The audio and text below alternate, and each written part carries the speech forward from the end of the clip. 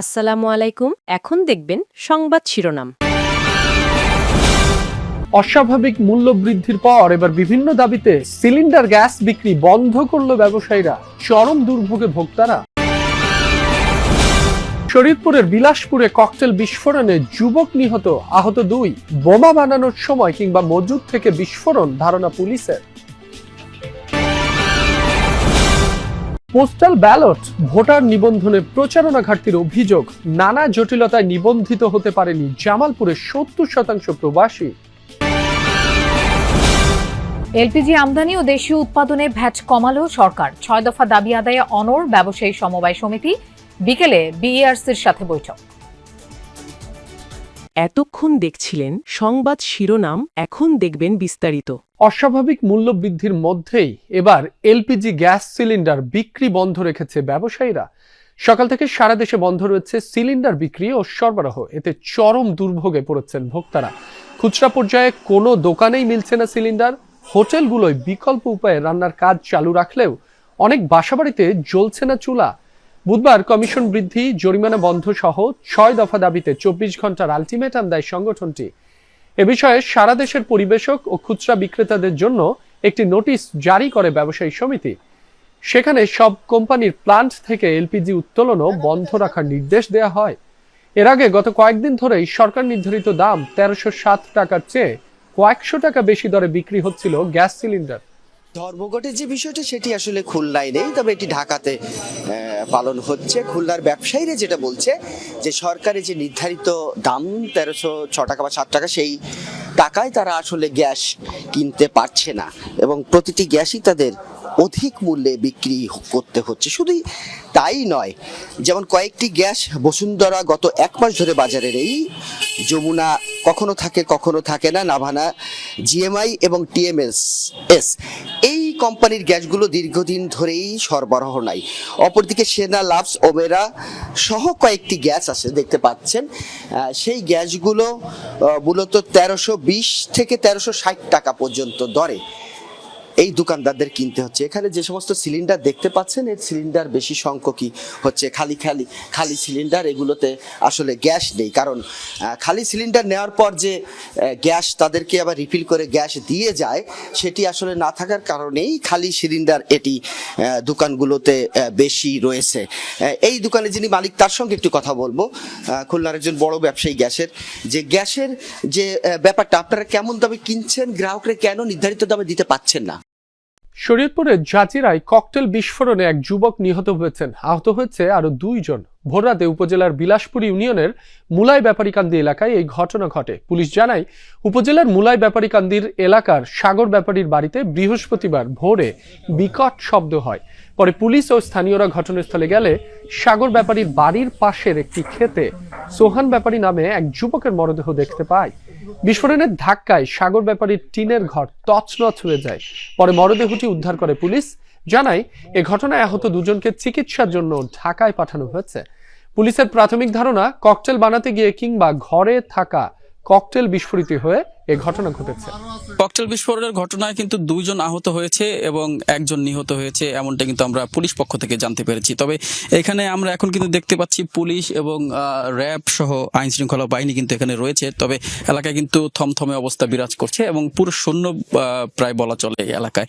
তবে এইখানে ককটেল বিস্ফোরণের যে ঘটনা সম্পর্কে জানা গেছে যে হয়তো প্রথমবারের মতো পোস্টাল ব্যালটের মাধ্যমে ভোটাধিকার প্রয়োগ করবেন প্রবাসী বাংলাদেশিরা। পাশাপাশি আইনি হেফাজতে থাকা ব্যক্তি, নির্বাচন সংশ্লিষ্ট এবং সরকারি কর্মকর্তা, আইন শৃঙ্খলা বাহিনীর সদস্যরাও ডাকযোগে ভোট দিতে পারবেন।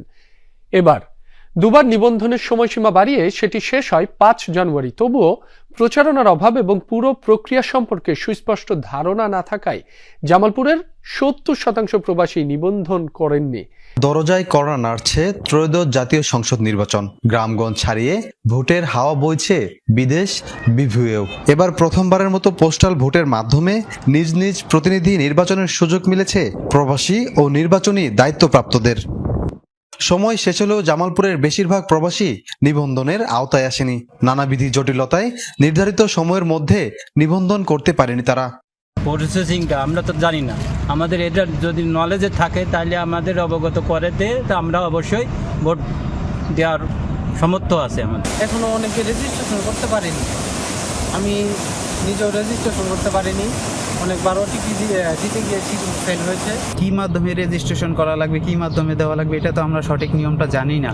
দেখা যায় যদি এটা জানতাম তাহলে আমাদের জন্য খুবই সহজ হইতো। সামাজিক যোগাযোগের মাধ্যমে বা প্রবাসী সংগঠনের মাধ্যমে ব্যাপক প্রচারণা চালাতে পারতেন, অনলাইন নিবন্ধনের প্রক্রিয়াকে আরো সহজ এবং ব্যবহার বন্ধ করতে পারতেন।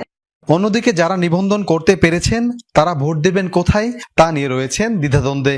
বলছেন বিষয়টি নিয়ে যথাযথ প্রচারণা দরকার। আমাকে পাসপোর্ট সবই আছে, ভিসা লাগায় সবকিছু আছে, যদি দেখে কেউ সমস্যা নাই, কিন্তু ভোট দেবো কোন জায়গায়, যাবো কোন জায়গায়, এটা তো আমরা জানি না। অনেক প্রবাসী ভোটার হতে পারেননি, কারণ এনআইডি এবং জন্ম নিবন্ধনের সমস্যা। হাই কমিশনগুলো এই ব্যাপারে খুব জটিলতা। এলপি গ্যাস আমদানি ও দেশীয় উৎপাদনে ভ্যাট কমালো সরকার। দুপুরে এই সংক্রান্ত প্রজ্ঞাপন জারি করে বিদ্যুৎ ও জ্বালানি মন্ত্রণালয়। সকাল থেকে তরলীকৃত প্রাকৃতিক গ্যাস এলপিজি সিলিন্ডার বিক্রি বন্ধ রেখেছে ব্যবসায়ী সমবায় সমিতি। এতে ভোক্তা পর্যায়ে দুর্ভোগ বেড়েছে। দাবি আদায় না হওয়া পর্যন্ত সারা দেশে সিলিন্ডার সরবরাহ বিক্রি বন্ধ রাখবে তারা। এর আগে বুধবার কমিশন বৃদ্ধি, জরিমানা বন্ধ সহ 6 দফা দাবিতে 24 ঘন্টার আলটিমেটাম দেয় সংগঠনটি। এ বিষয়ে সারা দেশের পরিবেশক ও খুচরা বিক্রেতাদের জন্য একটি নোটিশ জারি করে ব্যবসায়ী সমিতি। এতে বলা হয় সব কোম্পানির প্ল্যান্ট থেকে এলপিজি উত্তোলনও বন্ধ থাকবে। বিকাল 3টায় এনার্জি রেগুলেটরি কমিশনের সাথে সমিতির নেতাদের বৈঠক হওয়ার কথা রয়েছে। গত কয়েকদিন ধরেই সরকার নির্ধারিত দাম 1307 টাকার বদলে কয়েকশো টাকা বেশি দরে বিক্রি হচ্ছিল গ্যাস সিলিন্ডার।